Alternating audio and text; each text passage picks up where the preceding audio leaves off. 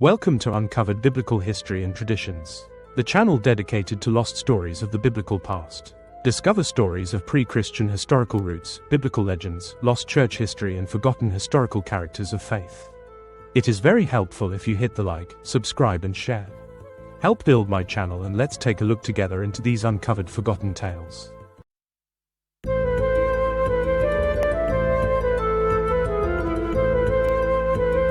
Picture this, the year is 43 AD, and the most powerful military machine in human history has just suffered a crushing, humiliating defeat.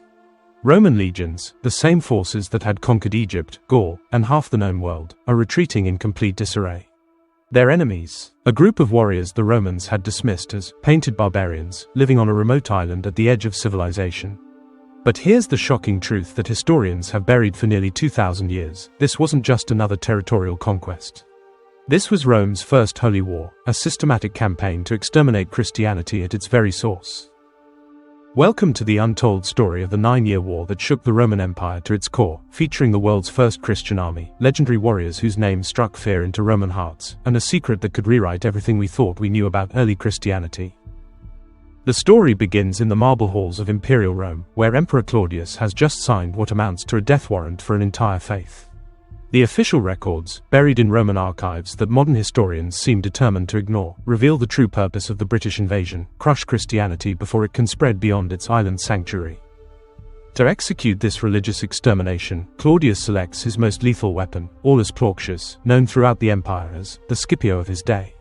This isn't just any general, this is Rome's premier military genius, a man whose very name sends shivers through enemy camps across 3 continents. Plautius has carved his legend in blood from the deserts of Africa to the mountains of Germania. When he lands at Chichester in 43 AD with his veteran legions, everyone expects another routine conquest. Everyone is wrong. Plautius wastes no time implementing his strategy. He drives his forces southward against the Silurian territories, intending to isolate the powerful northern tribes and crush British resistance through his tried and tested divide and conquer tactics. The Romans have done this dance 1,000 times before across the vast empire. They arrive, they terrify, they conquer, they enslave. It's practically a science. But then something unprecedented happens. In their first major engagement, the Romans don't just lose, they're routed so completely that Plautius himself barely escapes with his life. The greatest military commander in the Roman Empire, leading veteran legions that have never known defeat, is forced into a humiliating retreat by warriors he had completely underestimated. As the dust settles and Roman commanders try to make sense of the disaster, a chilling realization dawns on Plautius. These aren't the primitive barbarians his intelligence reports described. The British forces demonstrate military sophistication that matches Rome's finest strategists. Their leader displays tactical genius that rivals Plautius's own considerable skills. Worse still, these warriors seem completely immune to Rome's psychological warfare tactics. You see, throughout their empire, the Romans had perfected the art of terror.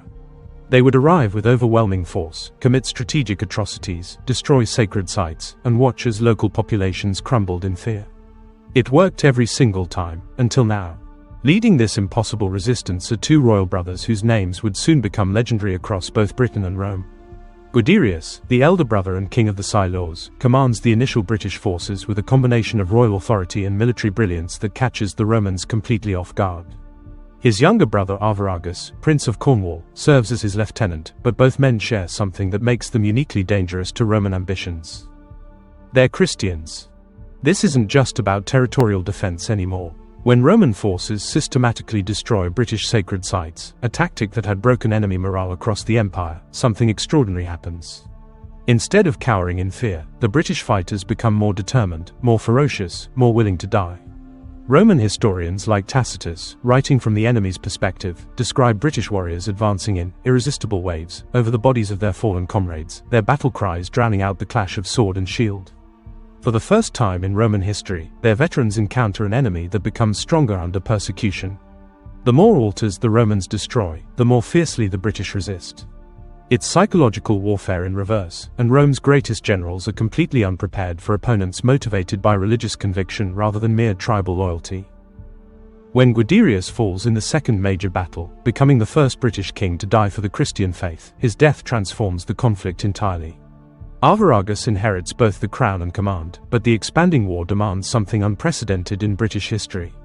Multiple tribal kingdoms must unite under a single supreme commander, and British constitutional law requires this leader to be elected through popular acclamation. Enter Caradoc, Arviragus' cousin known to the Romans as Caractacus, the Welsh king whose election as Pendragon, supreme commander-in-chief, will turn him into one of history's most feared military leaders. This isn't just another tribal chieftain. Caradoc possesses that rare combination of political intelligence and military genius that creates legendary figures. Educated partly in Rome itself, he understands his enemies' strengths and weaknesses better than they understand their own. Roman writers, despite being his enemies, describe Caractacus as possessing a bold and honorable countenance, noble bearing, and commanding physical presence. His reputation becomes so fearsome that Roman mothers use his name to frighten unruly children. His own soldiers call him the scourge of the Romans, and even veteran Roman generals admit it would be no disgrace to fall in battle against so worthy an opponent. But here's what makes Caractacus truly revolutionary: he becomes the first general in recorded history to lead an army fighting explicitly under Christian banners. When British battalions march toward Roman positions, they carry the coat of arms given to Arviragus by Joseph of Arimathea himself, the cross of Christ unfurled for the first time in military history, displayed so all nations should see. What follows defies every rule of military logic. For 9 grueling years, the most powerful empire in human history throws everything it has against this remote island kingdom and fails to achieve its primary objective. Think about that for a moment. Rome had conquered sophisticated civilizations across Africa, Asia, and Europe. They had defeated experienced armies led by brilliant commanders, enslaved entire nations, and built an empire that stretched from Scotland to the Sahara. Yet they cannot break through to a single location, the Isle of Avalon, the sanctuary of British Christianity where Joseph of Arimathea and his companions continue their ministry completely unmolested. Perhaps most shocking to Roman sensibilities were the women warriors fighting alongside British men in what Tacitus describes as righteous combat. For the first time, Roman soldiers faced female combatants whose long flowing flaxen hair and blazing blue eyes created a terrifying spectacle on the battlefield. This gender-integrated warfare represented something completely alien to Roman military experience. The British battle cry echoing across these bloody fields carried philosophical weight that transcended mere tribal allegiance. The truth against the world represented the ancient Druidic motto transformed by Christian conviction. It was a declaration that they fought not just for territory or independence, but for ultimate truth itself. And they were winning. Victory swung back and forth throughout the 9-year campaign, but the strategic reality remained unchanged. Rome could not achieve its core objective.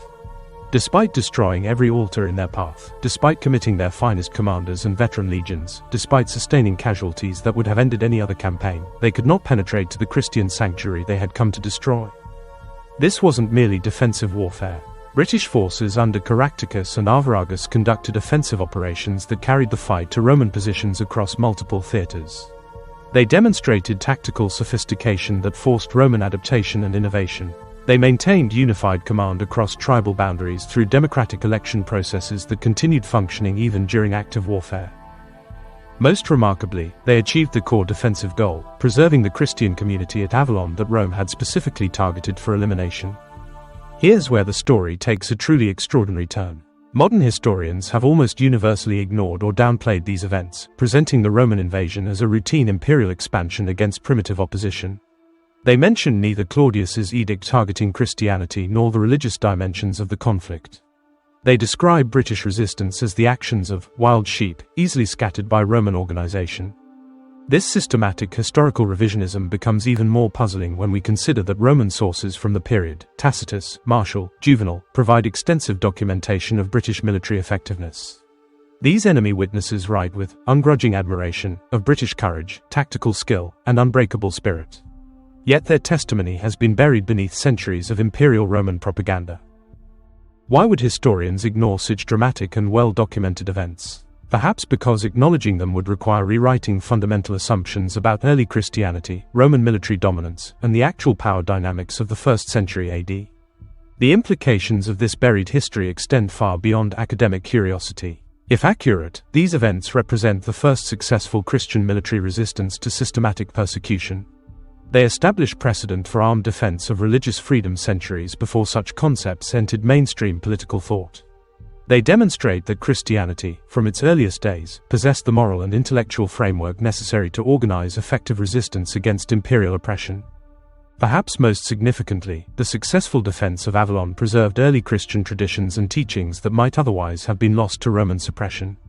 The continuity of Christian witness in Britain, maintained through 9 years of systematic persecution, contributed to the eventual Christianization of the Roman Empire itself. If you would like more information where to research this subject, check out my other videos and pause this image and look into these resources. I hope you enjoyed this forgotten biblical story. Leave a like, comment, share and subscribe. This is very helpful. Join me next time for another lost story of our biblical history.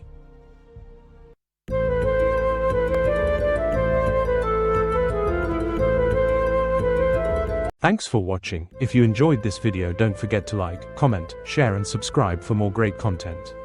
Hit the notification bell so you never miss an update. See you in the next video.